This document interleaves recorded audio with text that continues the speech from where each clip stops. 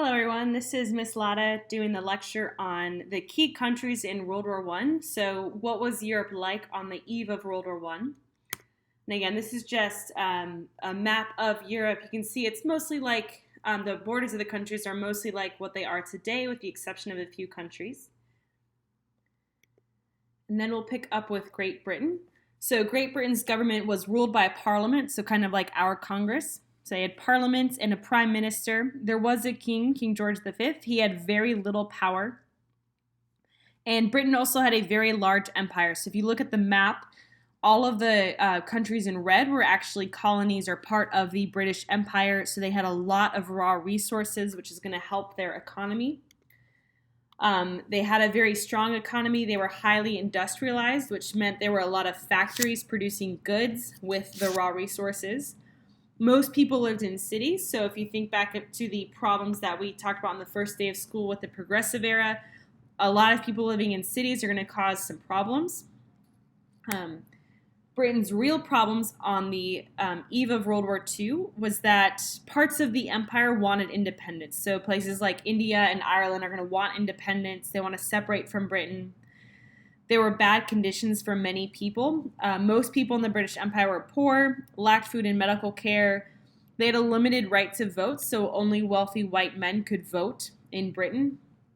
In Britain, this isn't a real problem, but they had a small army, but they had the world's biggest and best navy, but their land army was very small, highly trained, but very small.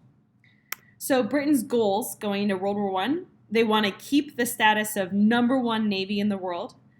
They want to keep all of their colonies, and they want to make sure no one threatens the security of their island nation.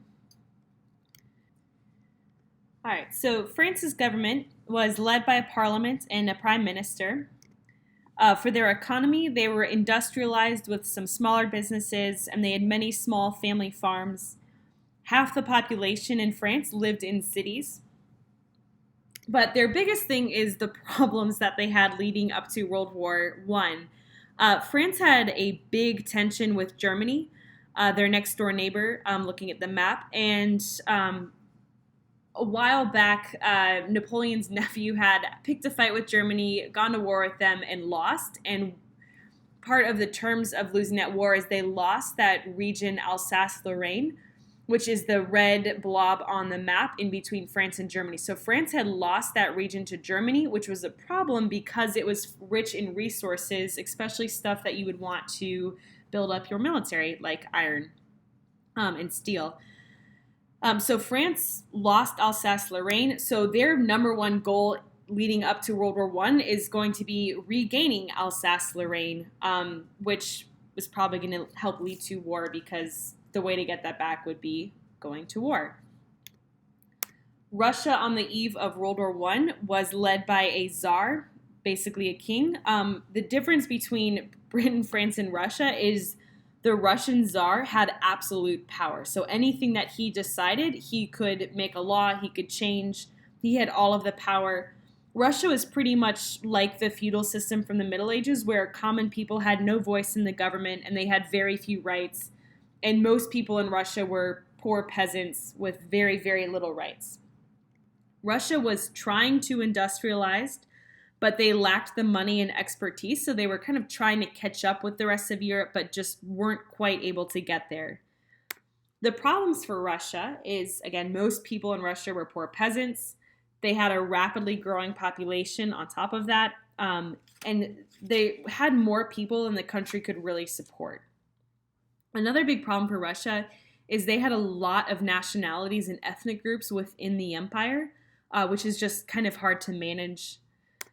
And their #1 goal, and this has been a goal for Russia since like Ivan the Terrible all the way up to Putin today, the #1 goal for Russia is going to be to get a warm water port. So Russia will want access to a warm water port so that it makes trade easier for them, since most of their ports close up during the winter, or almost all of them close up during the winter. And they're also going to want control of the straits. They're going to want to, not only do they want a warm water port, but they need a strait, which is a geographical feature. They need a strait to get their ships out into like the Atlantic through the Mediterranean. So that's going to be their goal, is, again, getting a warm water port. Germany, on the eve of World War I, was run by the Kaiser, which is like Caesar for king. So Germany had a king who was in charge.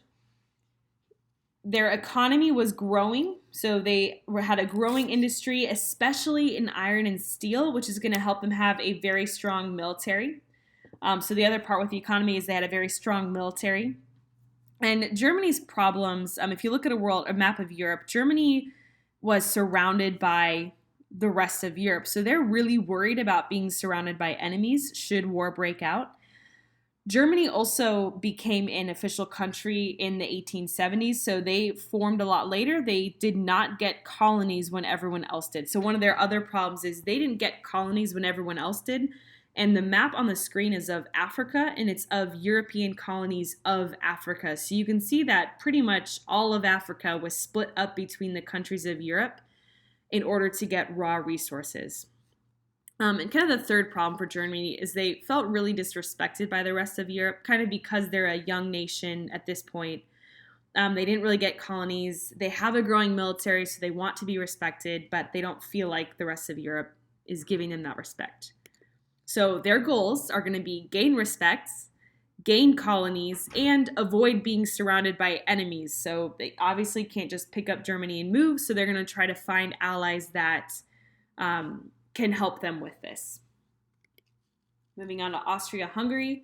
So Austria-Hungary's government, they had an emperor, and he was very, very, very old at the time that World War I broke out.